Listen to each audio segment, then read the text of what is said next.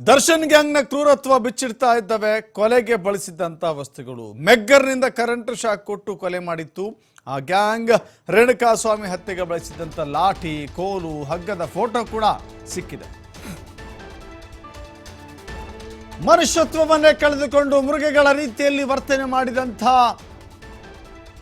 ಈ ಗ್ಯಾಂಗ್ನ ಪ್ರತಿಯೊಂದು ಅಂಶಗಳು ಕೂಡ ಆಚೆ ಬರ್ತಾ ಇದ್ದಾವೆ. ಲಾಠಿ, ಕೋಲು, ಹಗ್ಗ, ಮೆಗ್ಗರ್ ಈ ಎಲ್ಲ ಅಸ್ತ್ರಗಳನ್ನು ಬಳಸಿಕೊಂಡ್ರು ಅವರು. ಲಾಠಿ ಮುರಿಯೋ ಹಾಗೆ ದರ್ಶನ್ ಹಲ್ಲೆ ಮಾಡಿದ್ರು ಅಥವಾ ಅವರ ಗ್ಯಾಂಗ್. ರೇಣುಕಾಸ್ವಾಮಿ ಕೊರಳಿಗೆ ಹಗ್ಗ ಸುತ್ತಲಾಗಿತ್ತಲ್ಲ, ಆ ಹಗ್ಗವೂ ಕೂಡ ಪತ್ತೆಯಾಗಿದೆ. ರೇಣುಕಾಸ್ವಾಮಿಯ ಕತ್ತಿಗೆ ಸುತ್ತಿದ್ದಂಥ ಬಿಗಿದಿದ್ದಂಥ ಹಗ್ಗ ಪತ್ತೆಯಾಗಿದೆ. ಇದೊಂದು ಪ್ರೀ ಪ್ಲಾನ್ಡ್ ಮರ್ಡರ್ ರೀತಿಯಲ್ಲಿ ಕಾಣಿಸುತ್ತೆ. ಮೆಗ್ಗರ್ ತರಿಸ್ತಾರೆ, ಹಗ್ಗ ತರಿಸ್ತಾರೆ, ಲಾಠಿ ತರಿಸ್ತಾರೆ. ನೋಡಿ, ಲಾಠಿಯೇ ಪೀಸ್ ಆಗೋಗಿದೆ. ಕಣ್ಣೀರಿಡ್ತಾ, ಶರ್ಟ್ ಬಿಚ್ಚಿ, ಹೀಗೆ ಅರೆಬೆತ್ತಲೆಯಾಗಿ ಕೂರಿಸಿದ್ರು ರೇಣುಕಾಸ್ವಾಮಿಯನ್ನ. ಅಳ್ತಾ ಇದ್ದ, ಕೈ ಮುಗಿತಾ ಇದ್ದ, ನನ್ನನ್ನು ಬಿಟ್ಟುಬಿಡಿ ಅಂತ ಹೇಳಿ ಗೋಗರಿತಾ ಇದ್ದ.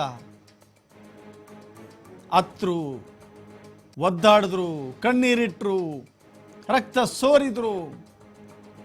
ಇವರಿಗೆ ಕನಿಕರ ಎನ್ನುವ ಒಂದು ಅಂಶನೂ ಯಾರ ಎದೆಲೂ ಸುಳಿಲಿಲ್ಲ ಅನ್ಸುತ್ತೆ. ಕನಿಕರ ಅನ್ನುವ ಮಾತೇ ಇರಲಿಲ್ಲ. ಮನುಷ್ಯತ್ವವೇ ಇಲ್ಲದ ಮೃಗಗಳ ರೀತಿಯಲ್ಲಿ ಪ್ರತಿಯೊಬ್ಬರು ವರ್ತನೆ ಮಾಡಿದ್ರು ಅನ್ನೋದು ಗೊತ್ತಾಗತ್ತೆ. ನೋಡ್ತಾ ಇದ್ದೀರಿ ಮೆಗ್ಗರ್, ಇನ್ನೊಂದು ಕಡೆ ಹಗ್ಗ, ಮತ್ತೊಂದು ಕಡೆ ಲಾಠಿ ತುಂಡು ತುಂಡಾಗಿ ಹೋಗಿದೆ.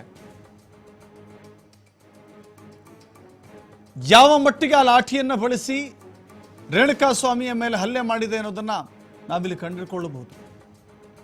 ಒಬ್ಬ ಬಡಕಲು ದೇಹದ, ಸಣಕಲು ದೇಹದ ವ್ಯಕ್ತಿ ಇಂಥ ಕ್ರೂರ ವರ್ತನೆಯನ್ನ, ಕೋಲು ಮುರಿಯುವ ಹಾಗೆ ಹೊಡಿತಾರೆ ಅಂತ ಹೇಳಿದ್ರೆ ಆ ವ್ಯಕ್ತಿ ಸಹಿಸಿಕೊಳ್ಳಿಕ್ಕೆ ಸಾಧ್ಯನಾ? ದೈಹಿಕವಾಗಿ ಅಷ್ಟೊಂದು ಬಲಿತವಾಗಿದ್ದಾನ? ಒಂದೋ ಎರಡೋ ಏಟಿಗೆ ಆತ ಮುಗ್ಗರಿಸಿ ಹೋಗ್ಬಿಡ್ತಾನೆ. ಆದರೆ ಇವರು